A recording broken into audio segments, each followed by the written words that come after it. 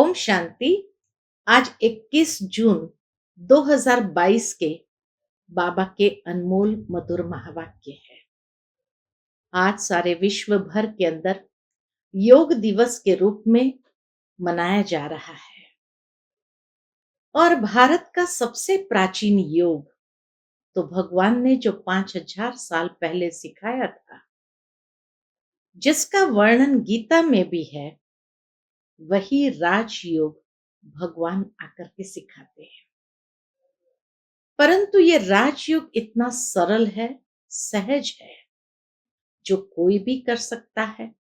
बच्चा भी कर सकता है, जवान भी कर सकता है, तो बूढ़े भी कर सकते हैं, क्योंकि उसमें विशेष शारीरिक आसन की बात नहीं है। शारीरिक रूप से जितना ही सुखद आसन में आप बैठ सकते हो और अलर्ट बैठ सकते हो, उतना अच्छा। सुखद का मतलब ये भी ना हो कि व्यक्ति धीरे धीरे सुस्ती को डेवलप करने लगे और सुस्ती में आकर फिर निद्रा की अवस्था में चला जाए। इसलिए अलर्ट स्थिति भी हो। और भगवान ने जो विधि बताई है कि बच्चे स्वयं को आत्म समझकर मुझ परम पिता परमात्मा के साथ अपने बुद्धि का योग लगाओ। देह सहित देह के सर्व धर्म को भूलना है, देह की दुनिया को भूलना है, देह के संबंधों को भूलना है, क्योंकि जब तक इन सबको बुद्धि से भूलेंगे नहीं, स्वयं को आत्मनिश्चय नहीं करेंगे, तब तक ईश्वर के साथ हमारा बुद्धि का योग लगेगा नहीं।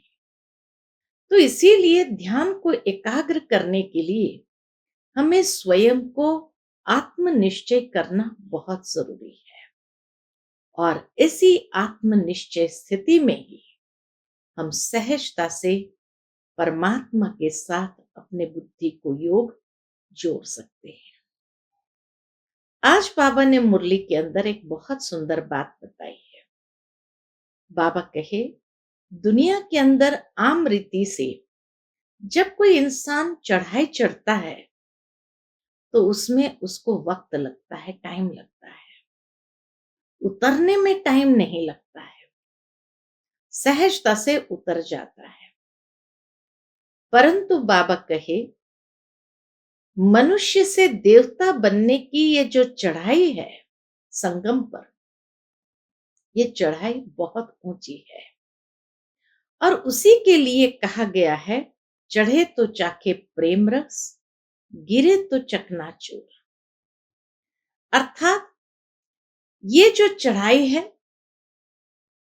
उसमें 1 सेकंड लगता है ऊपर चढ़ने में।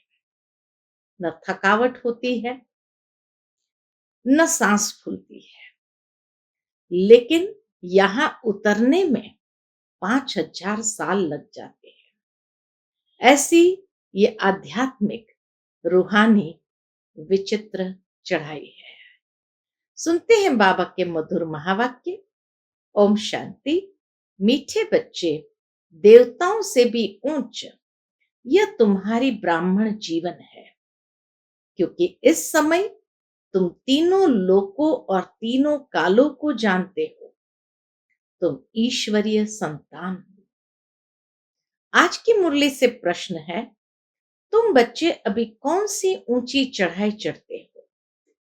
उत्तर, मनुष्य से देवता बनना यह ऊंची चढ़ाई है जिस पर तुम चढ़ रहे हो। कहते भी है, चढ़े तो चाखे प्रेम रस, गिरे तो चकना चूर। ये बहुत लंबी चाड़ी है, लेकिन वंडर है जो चढ़ते 1 सेकंड में है। बाबा कहे, वंडर है जो चढ़ते 1 सेकंड में हो, उतरने में टाइम लगता है। दूसरा प्रश्न, पाप का घड़ा फूटने से ही जय जयकार होती है। इसकी कौन सी निशानी भक्ति मार्ग में है? उत्तर, दिखाते हैं, घड़े से सीता निकली, अर्थात जब पाप का घड़ा भरकर फूटा, तब सीता और राधे का जन्म होता है। आज की मुरली से पहले गीत बजा है, इस पाप की दुनिया से दूर कहीं ले चल। ओम शांति। मीठे मीठे बच्चों ने गीत सुना भक्ति मार्ग का। पुकारते हैं, इस पतित दुनिया से पावन दुनिया में ले चलो। अशांति की दुनिया से शांति की दुनिया में ले चलो। बुद्धि में बैठा है कोई और दुनिया है, जहां शांति भी थी, सुख भी था।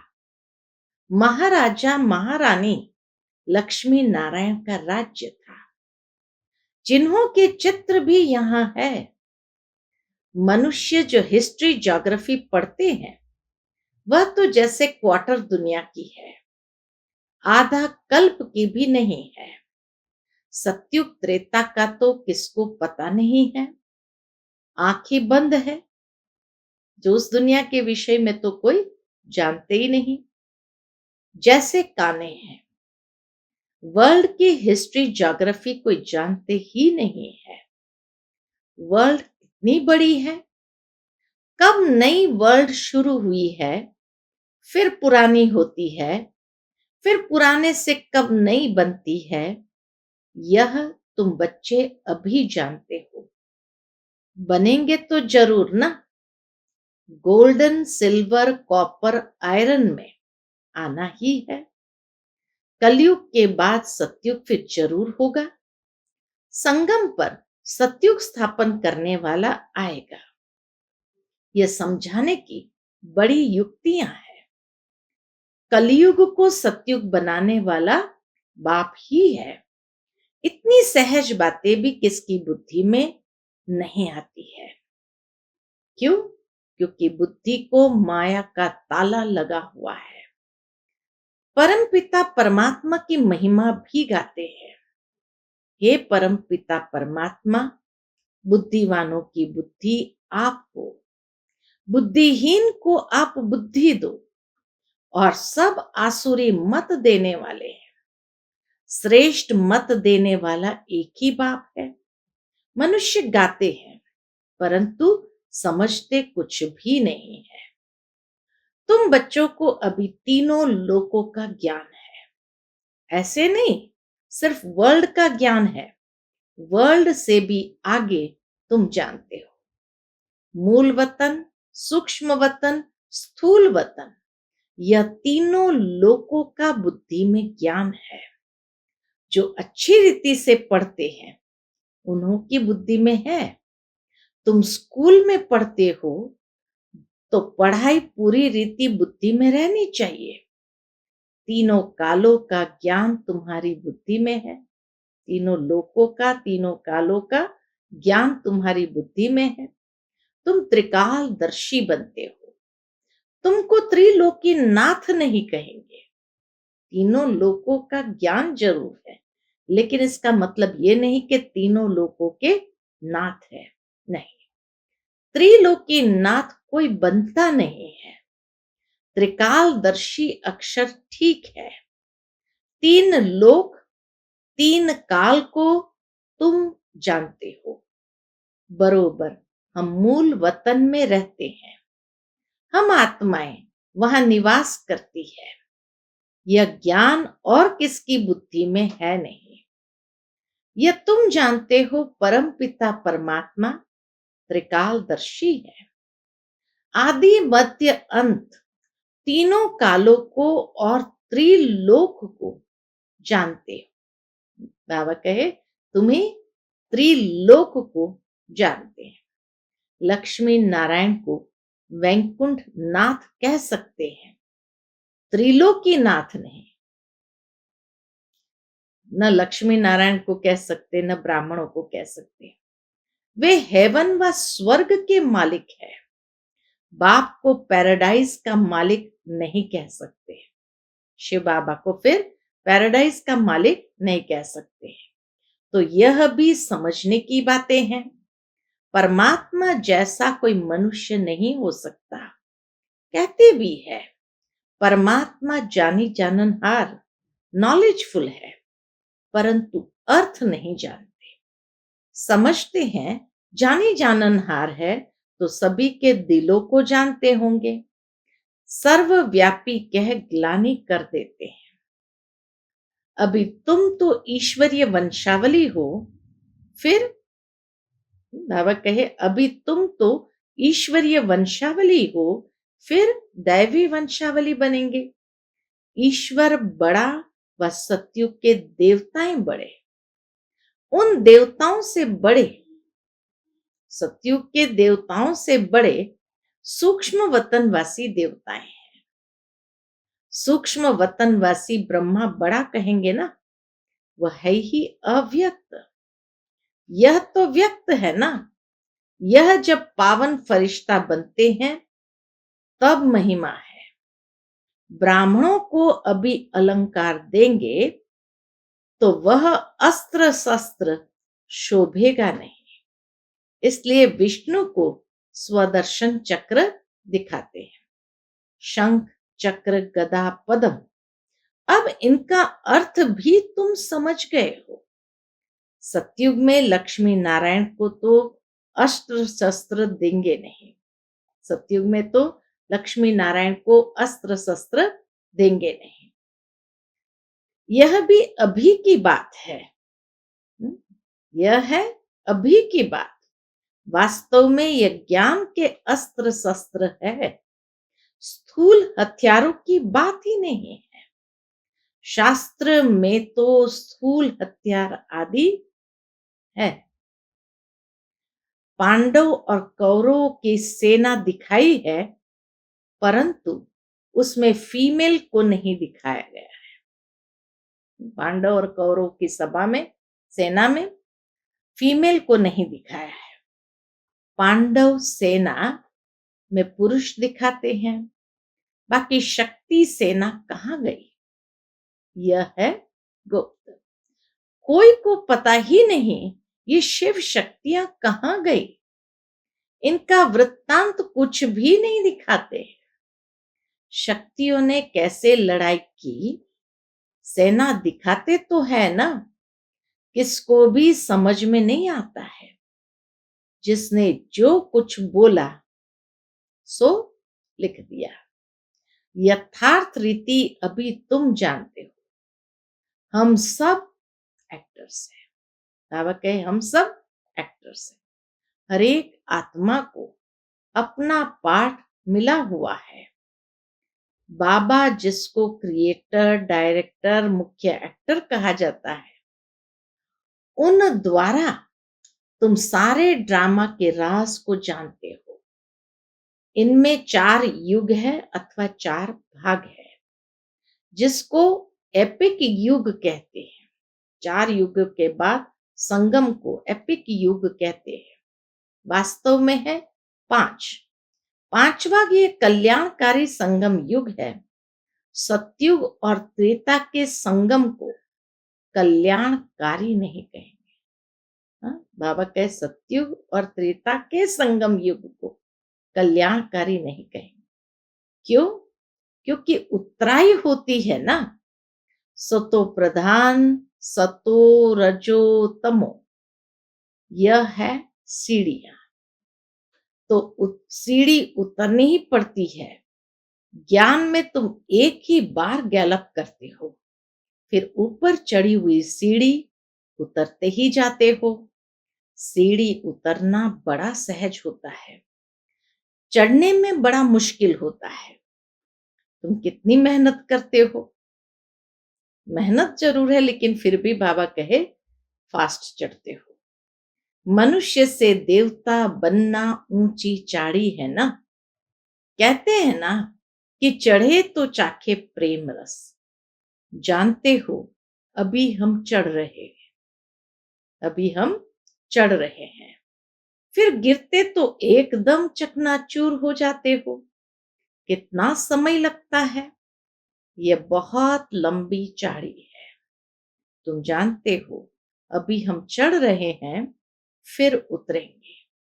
सेकंड लगता है चढ़ने में, पिछाड़ी में आने वाले सेकंड में चढ़ सकते हैं। अबलाओं माताओं पर कितने अत्याचार होते हैं। बच्चियां पुकारती है, बाबा नंगन होने से बचाओ। ढेर बच्चियां हैं, अबलाओं पर अत्याचार बहुत होते हैं। मारते हैं तो उन्हों के पाप का घड़ा भरता है, जो भरकर फूट जाता है। दिखाते हैं ना, घड़े से सीता निकली। अभी तुम सच्ची सच्ची सीताएं निकल रही हो।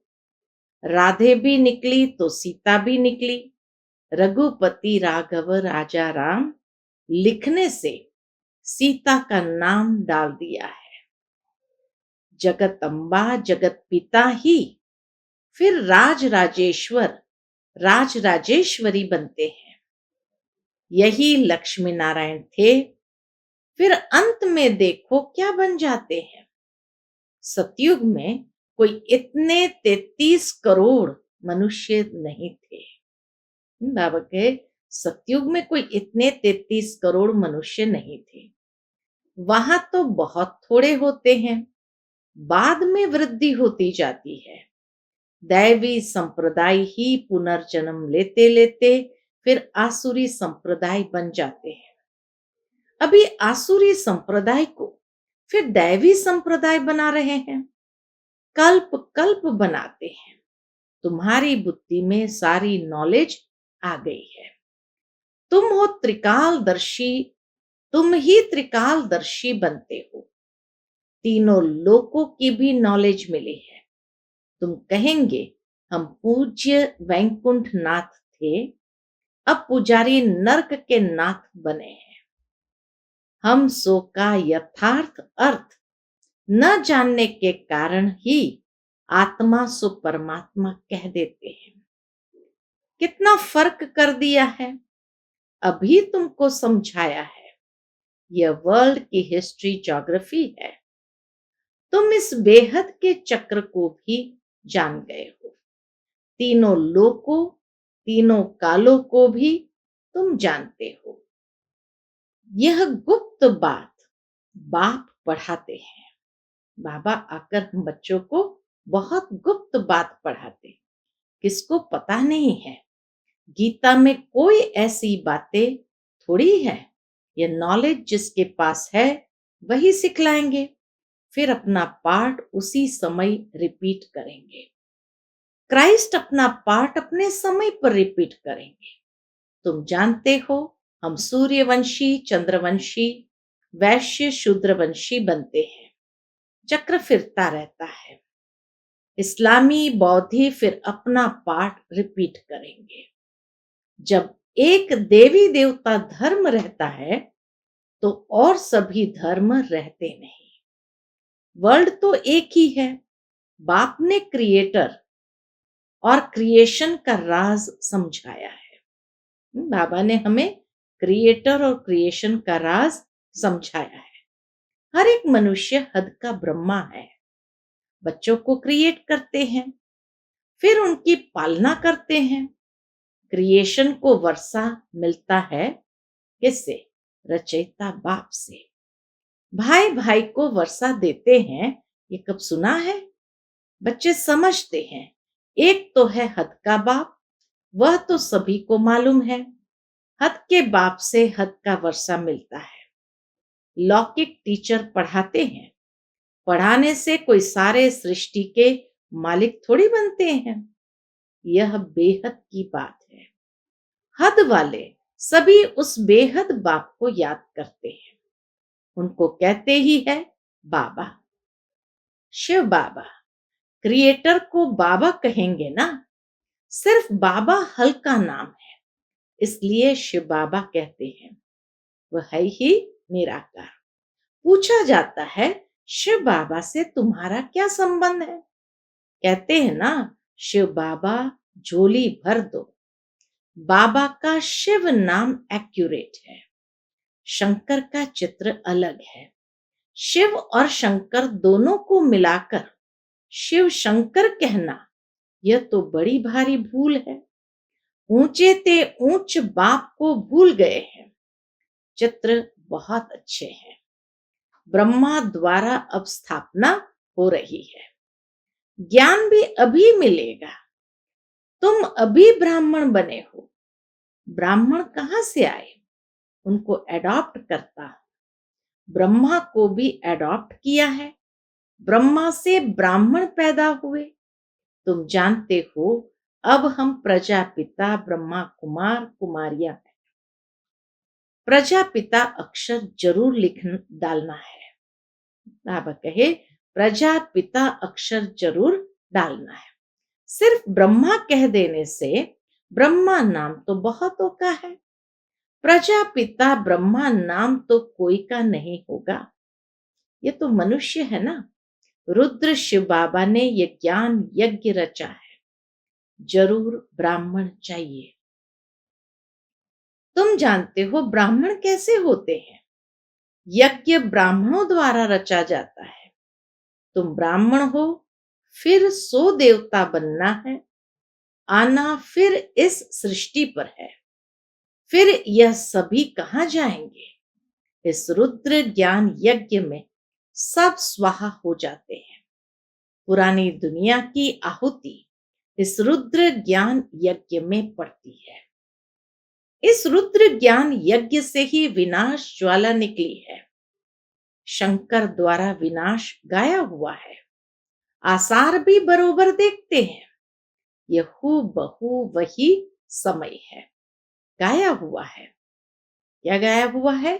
यूरोपवासी यादव, कौरव और पांडव, भारतवासी अपने धर्म को ही भूल गए हैं। चित्र भी है, लेकिन किसको पता नहीं है। देवी देवताओं का राज्य था, परंतु उनको यह राज्य किसने दिया? देवी देवता धर्म की स्थापना कैसे हुई?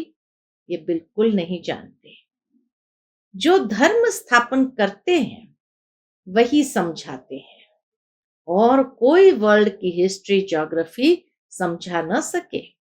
तीनों लोकों का ज्ञान कोई दे न सके।